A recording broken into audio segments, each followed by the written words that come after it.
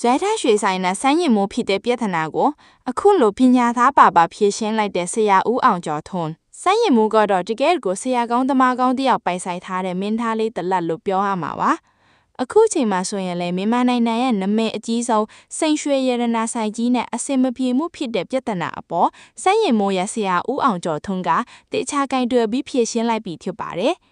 အားလုံးသိတဲ့အတိုင်းအနုပညာလောကမှာနာမည်ကြီးလာတာနဲ့အမျှနာမည်ကိုအလွဲသုံးစားလုပ်ချင်သူတွေအကျိုးအမဲ့ထုတ်ချင်သူတွေလည်းများလာကြတာပါဒီပြဿနာတွေကိုဆိုင်းရင်မိုးကကိုယ်လိုက်ဖြေရှင်းနေစရာမလိုပဲအရှိကနေမကာကွယ်ပေးတဲ့ဆရာဦးအောင်ကျော်ထွန်းကြောင့်မျက်နှာပန်းကွက်နေရပါလေလက်ရှိမှာဖြစ်သွားတဲ့ပြဿနာကတော့နိုင်ငံကျော်ရွှေဆိုင်ဖြစ်ကဇွဲထက်ကဝန်တန်းတွေကတတိထားဆင်ခြင်မှုမရှိပဲဆိုင်းရင်မိုးရဲ့နာမည်ကိုအသုံးချပြီးကြော်ညာရိုက်ခူးခဲ့တဲ့ကိစ္စဖြစ်ပါတယ်ဆိုင်းရင်မိုးကိုယ်တိုင်ဆိုင်ကိုပဲလာပြီးတော့ကြော်ညာသလိုဆိုင်းရင်မိုးကပဲသူတို့နဲ့အလက်အထားသလိုရှောက်ပြောပြီး TikTok ပေါ်မှာတင်ခဲ့တာပါ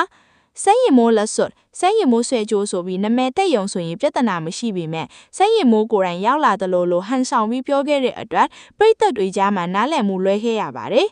ဒီလိုမျိုးမင်းသားရဲ့နာမည်ကိုသုံးချင်လို့ယူသုံးပြီးလုပ်ငန်းအတွက်အကျိုးထုတ်နေလာကြောင်းဆရာဦးအောင်ကျော်ထွန်းကသူ့ရဲ့ social media အကောင့်ကနေတရားဝင်တတိပေးစကားပြောလာခဲ့တာပါ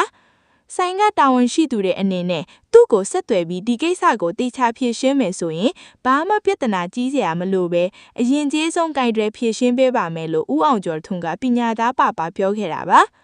ဒီလိုပြောခဲ့တဲ့အတွက်နိုင်ငံခြားကိုရောက်ရှိနေတဲ့ဆိုင်ရဲ့တာဝန်ရှိတထဲတွေကချက်ချင်းဖုံးဆက်လာခဲ့ပြီးဝန်တိုင်းတွေရဲ့အမှားကြောင့်ဒီလိုဖြစ်ခဲ့ရတဲ့အတွက်တောင်းပန်ကြောင်းကိုပြန်ပြောခဲ့တာပါဆရာဦးအောင်ကျော်ထွန်းကလည်းဒီကိစ္စကိုဘာမှလုပ်ပေးစရာမလိုပဲနောက်ဆိုရင်မင်းသားနာမည်ကိုသုံးချင်တိုင်းမသုံးပဲခွင့်တောင်းမှုအတွက်တတိပေးလိုက်ရုံပဲရှိပါတယ်တခြားမင်းသားမင်းသမီးတွေဆိုရင်သူတို့ရဲ့နာမည်ကိုယူသုံးပါတယ်ဆိုပြီးတရားစွဲမယ်ဘာညာနဲ့ပြဿနာအကြီးကျယ်တက်သွားနိုင်ပေမဲ့ဆိုင်းရင်မိုးကတော့ပညာဉာဏ်ရှိတဲ့ဆရာကိုပိုင်ဆိုင်ထားတာကြောင့်ပရိသတ်တွေရဲ့အချစ်ကိုသာပို့ပြီးရသွားခဲ့တာပါအခုဆိုရင်နားလည်မှုလွဲခဲ့တဲ့ပြဿနာကနေဇွဲထက်ဆိုင်ပိုင်ရှင်တသေးတွေနဲ့ပရိသတ်အချစ်တော်မင်းသားလေးဆိုင်းရင်မိုးတို့ကမိတ်ဆွေတွေဖြစ်သွားခဲ့ကြပါပြီဆိုင်းရင်မိုးကသူ့ရဲ့အမှုပညာနဲ့ဖျော်ဖြေပွဲတွေကိုသာအာရုံစိုက်စရာလိုပြီးနော်ကွယ်ကနေတော့ရှေ့ကနေပါဥဆောင်ဖြည့်ရှင်းပေးနေတဲ့ဆရာကြီးကြောင့်စိတ်အေးနေရတာပါအခုဆိုရင်ဆိုင်းရင်မိုးကမြန်မာတနိုင်ငံလုံးအတိုင်းအတာနဲ့အောင်မြင်မှုအရှိဆုံးပရိသတ်အချစ်အခမ်းဆုံးမင်းသားတစ်ယောက်အဖြစ်စံကျင်တင်ထားတာလည်းဖြစ်ပါတယ်ဇက်တပင်ကိုဦးစားပေးခြင်းလို့တခြားအမှုပညာအလုပ်တွေကိုတောင်မလုပ်ပဲပရိသတ်တွေကိုအကောင်းဆုံးကပြီးဖျော်ဖြေပေးနေတဲ့ဆိုင်းရင်မိုးကတဏီတခြားအောင်မြင်မှုတွေသိမ့်ပိုက်နေတာပါ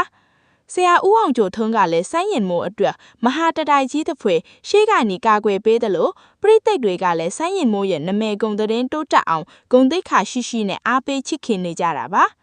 အခုလိုမျိုးနာမည်ကြီးရွှေဆိုင်နဲ့နားလည်မှုလွဲပြီးနာမည်ယူသုံးခံရတဲ့ကိစ္စကိုဆရာဦးအောင်ကျော်ထွန်းဖြေရှင်းခဲ့တဲ့အပေါ်မှာပရိသတ်ကြီးတို့ရောကျေနပ်သလားဆိုတာပြောပြခဲ့ပါအောင်နော်